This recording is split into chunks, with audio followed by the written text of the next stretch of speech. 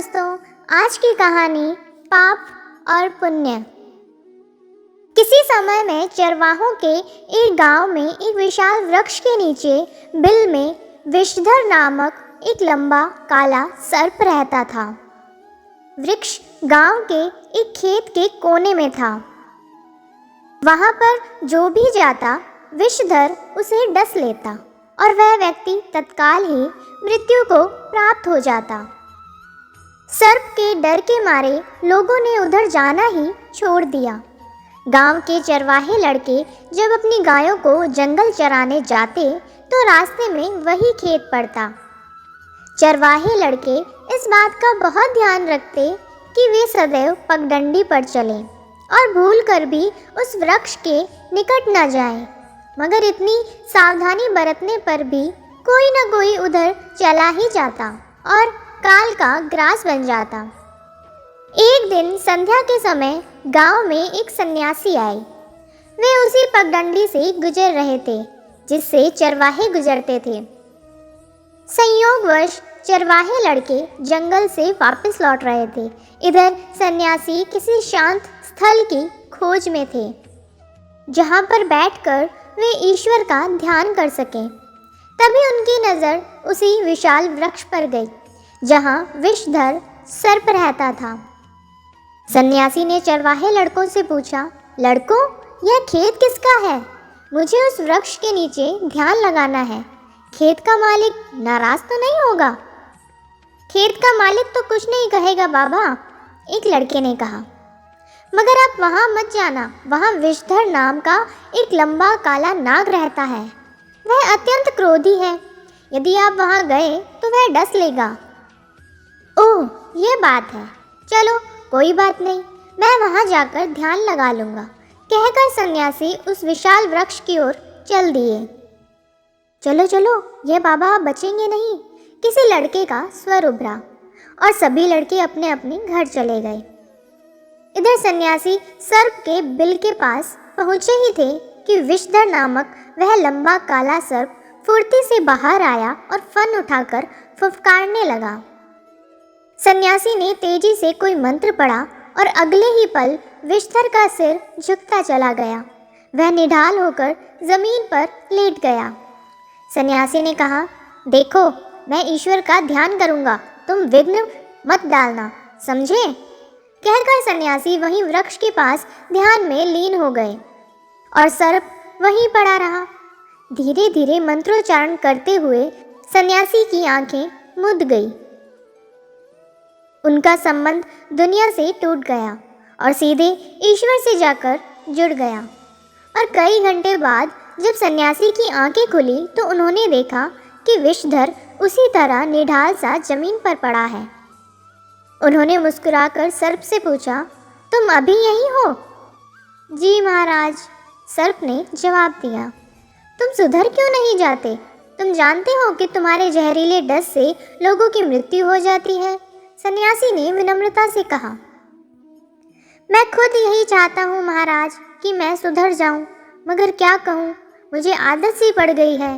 विषधर बोला, मैं तुम्हें एक ऐसा मंत्र दूंगा जिसके जाप से तुम्हारा स्वभाव नम्र हो जाएगा। सन्यासी ने कहा, ठीक है महाराज, सर्प बोला। फिर सन्यासी ने सर्प को एक मंत्र सिखा दिया और कहा, 1 वर्ष पश्चात फिर आऊँगा, इस मंत्र का जाप मत छोड़ना। कहकर सन्यासी वापस चले गए।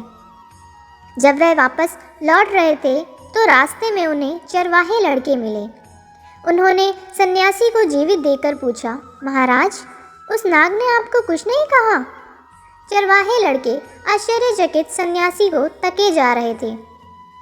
नहीं, उसने मुझे कुछ नहीं कहा।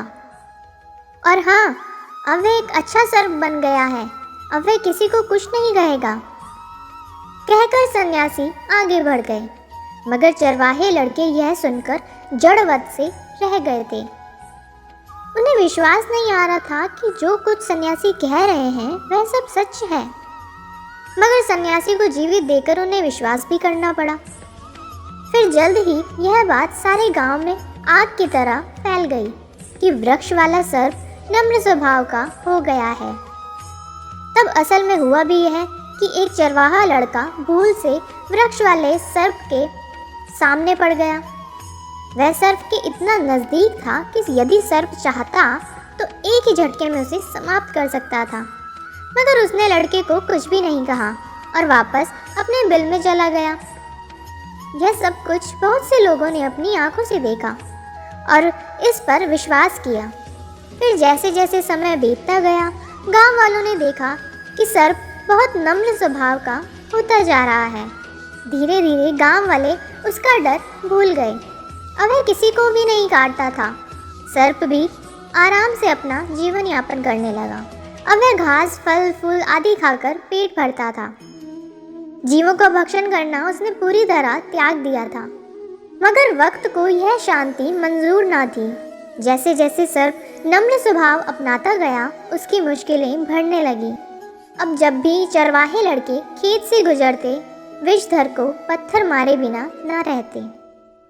वह इस ओर विशेष ध्यान न देता। कभी कोई पत्थर उड़ता हुआ उसकी पीठ या शरीर के किसी हिस्से से आकर टकराता और वहाँ से खून बहने लगता। मगर सन्यासी द्वारा दिए गए मंत्र के प्रभाव से उसका हृदय इतना कोमल और सहनशील हो गया था कि वह किसी को कुछ ना कहता था और ना कभी क्रोधित होता। मगर यह मनुष्य जाति भी ईश्वर ने अजीब चीज़ बनाई है।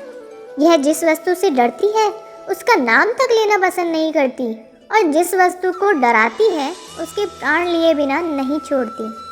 इस जाति के सामने यदि कोई शक्तिशाली, ताकतवर और दबंग है तो यह उसके सामने घुटने तक टिका देती है।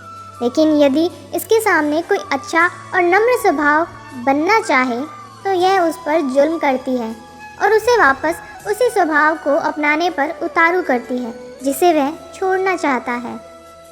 मगर जो स्वभाव के हठीले व दृढ़ होते हैं वे मरते दम तक वापस नहीं लौटते। और सन्यासी के मंत्र ने विषधर के मन को हठीला और दृढ़ बना दिया था। एक दिन संध्या के समय चरवाहे लड़के जंगल से लौट रहे थे कि उनकी नज़र विषधर पर पड़ी। उन्होंने विषधर को पत्थर मारने शुरू कर दिए। विषधर पिटता रहा मगर कुछ बोला नहीं। तभी एक लड़के ने यह सोचकर कि विषधर कुछ कहेगा तो है नहीं, सो उसकी पूंछ पकड़ ली और हवा में घुमाने लगा। दूसरे लड़के यह देख खिलखिला पड़े। साथ ही वे उस लड़के का साहस भी बढ़ा रहे थे। कुछ देर तक विषधर को घुमाने के बाद लड़के ने विषधर की पूंछ छोड़ दी और विषधर हवा में तैरता हुआ एक पत्थर से जा टकराया और वहीं अधमरा सा हो गया। चरवाहे लड़के हंसते खिलखिलाते वापस लौट गए। इधर विषधर को कुछ होश आया तो वह धीरे धीरे रेंगता हुआ अपने बिल में आ गया और सो गया। उसके बाद किसी ने भी विषधर को बिल से बाहर आते जाते नहीं देखा। 1 वर्ष पश्चात वही सन्यासी वहाँ आए। वे विषधर के बिल के पास पहुँचे और विषधर को आवाज़ लगाई, विषधर देखो मैं आया हूँ। मगर यह क्या? सन्यासी के कई बार आवाज़ लगाने पर भी सर्प बाहर न आया। तब सन्यासी ने अपने तपोबल से सर्प की स्थिति जाननी चाहिए और यह देखते ही वे उदास हो गए कि विषधर अपने बिल में मृत पड़ा है। उन्होंने तपोबल से उसकी मृत्यु का कारण जान लिया। कारण जानते ही वे रोने लगे। वे सोच रहे थे कि आज तक मैंने कोई पाप नहीं किया था, मगर आज ही मुझसे कैसा पाप हो गया। मैं स्वयं भी नहीं कह सकता कि ये पाप है या पुण्य। शिक्षा: मनुष्य जो कुछ करता है उसे अवश्य यह मालूम रहता है कि वह पाप कर रहा है या पुण्य, मगर कुछ काम अनजाने में ऐसे भी कर गुजरता है जिसका उसे स्वयं पता नहीं होता कि अमुक कार्य उसके लिए पुण्य है या पाप का। इसलिए कोई भी ऐसा कार्य नहीं करना चाहिए जिसका स्वयं को भी ज्ञान ना हो। फिर मिलेंगे दोस्तों एक नई कहानी के साथ। तब तक के लिए हंसते रहें, मुस्कुराते रहें, अपना ख्याल रखें और इसी तरह हमारे साथ जुड़े रहें। धन्यवाद।